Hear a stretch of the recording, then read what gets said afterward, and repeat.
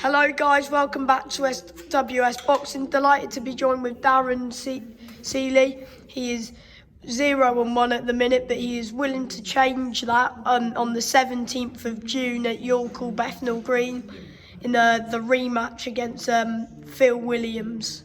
My first question for you is, how did you first start boxing?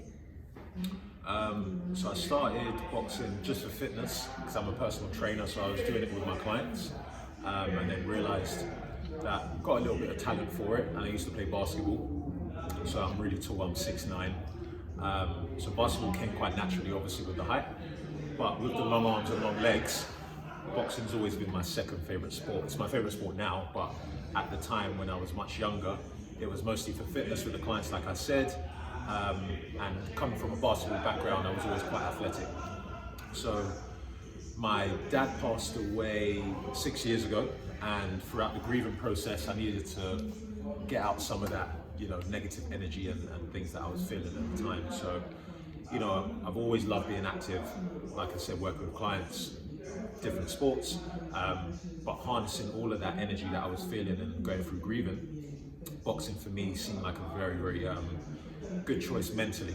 I'm sure you've heard a lot of boxers say that it's very much a mental game, and it's you versus you. You're your own, sometimes your own worst critic, and you're your only opponent. So that's why I really fell into it and fell in love with it. It made me a better person, and it still continues to do so to this day. It gives me discipline. It gives me a sense of purpose, and hopefully the further we go down into my professional career, I'll be able to take care of my family. So, there's a lot of positives internally, but in terms of people around me and my loved ones, boxing for me is everything. Did you go through the amateur route?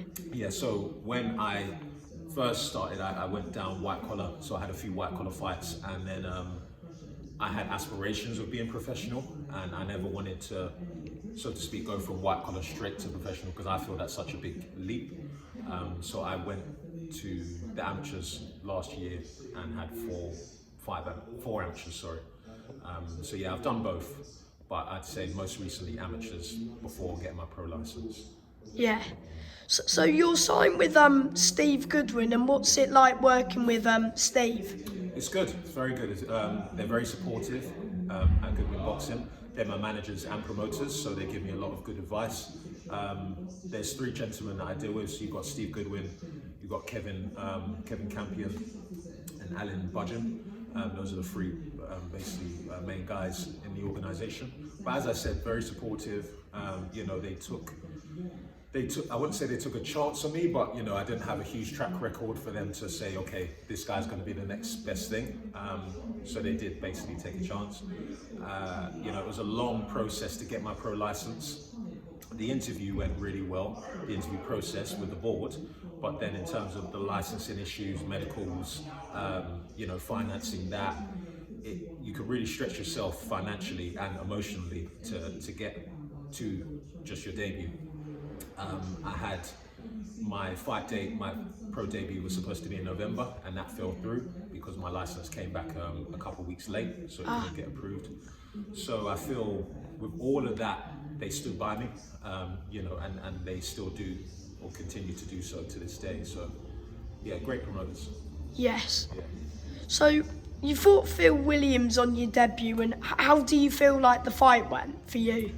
In terms of the fight, I feel the person standing in front of me wasn't any better than people we've been sparring. We've been sparring with very, very top level guys.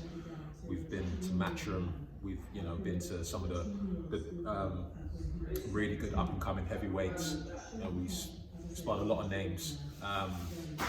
But I feel in terms of when it came to the debut, because I was going through a lot of things outside of the ring, I wouldn't say I was necessarily in the best place to have the debut, which is unfortunate. Obviously, hindsight's a great thing, but I had a couple of injuries going into it, and I feel like I beat myself. I was in my own head too much, so I was kind of looking for the perfect shot. I was thinking, I want to show out, and I had some nice eye-catching shots. Don't get me wrong, but Phil Williams, credit where it's due, he beat me, you know, and he got the decision.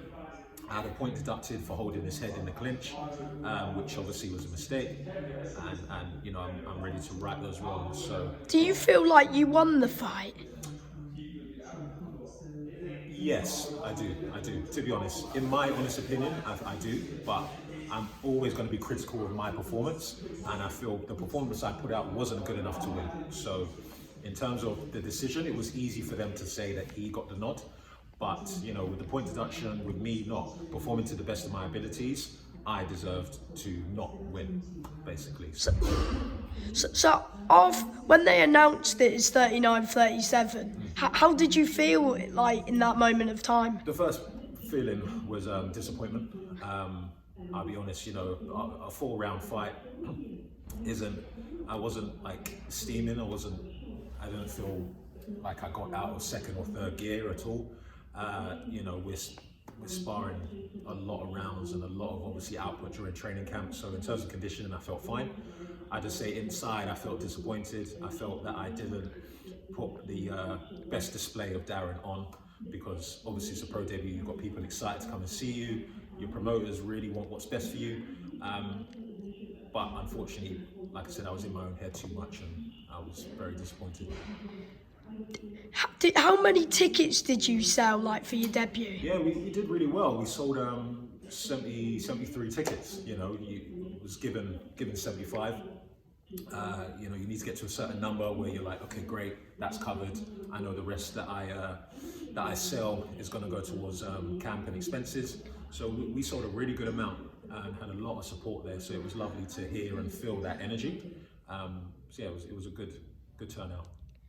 So going into this rematch, what are you gonna do differently this time around?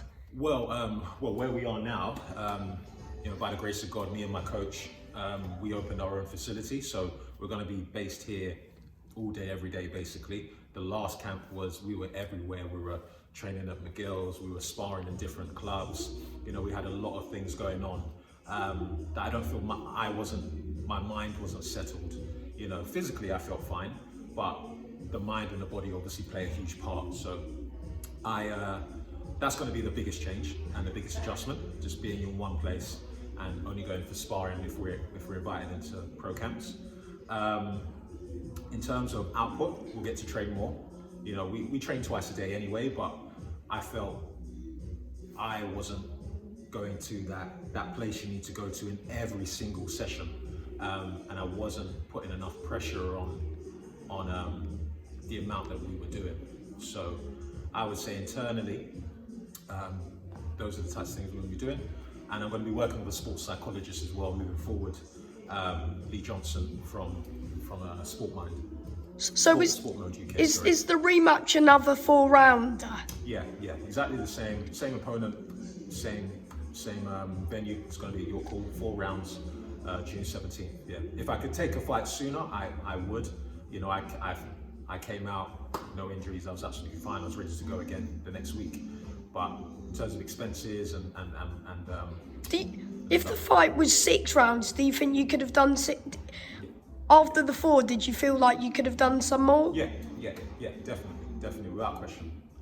I would have happily done more. Yeah. Did he shock you at all with anything?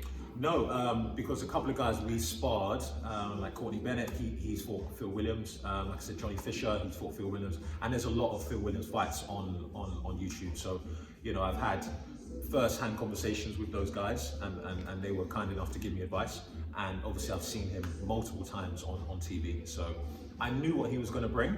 But as I said, I felt I didn't put my best foot forward to be able to finish him off. Have you got like a longer camp now than you did?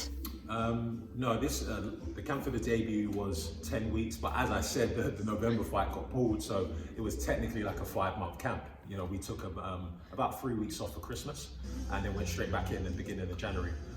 This camp, we haven't even really slowed down. You know, we've reduced a couple of sessions in the week, but we're just sort of coasting, go straight back into camp, and get back to flying at the end of April.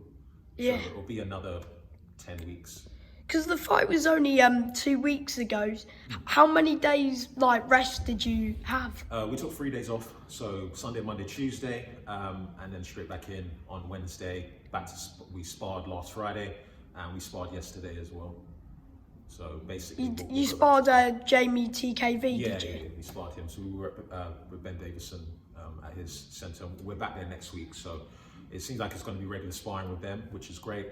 But as I said, I would never compare Jamie to Phil Williams. They're night and day. So being able to do rounds with those types of talents and people who were undefeated and very, very good seasoned boxers from the amateur level, I should be dealing with Phil Williams in a round or two, to be fair.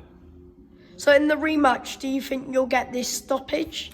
Yeah, if not a stoppage, a very decisive points decision. Yeah, because he is a tough man. He is a tough man. Yeah, I definitely give that to him. You can tell he's very seasoned. He doesn't, out of his, he's had a lot of losses, but not many knockouts. So it's hard to get him out there, because if you do get knocked out, because he's only been stopped by Johnny Fisher, Fabio, and Fabio and David. Yeah, so he's been stopped, but it's not the easiest of things to stop him. Yeah, and, if he does lose, it's never like a complete shutout, but I want to go in there, right the wrongs that I've, put upon myself and make it decisive.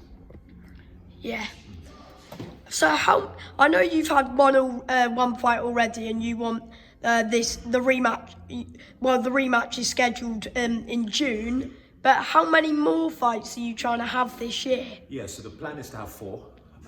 We've got June, we've got September penciled in, and if we can get one in between June and September, great. If not, I'd be looking at November.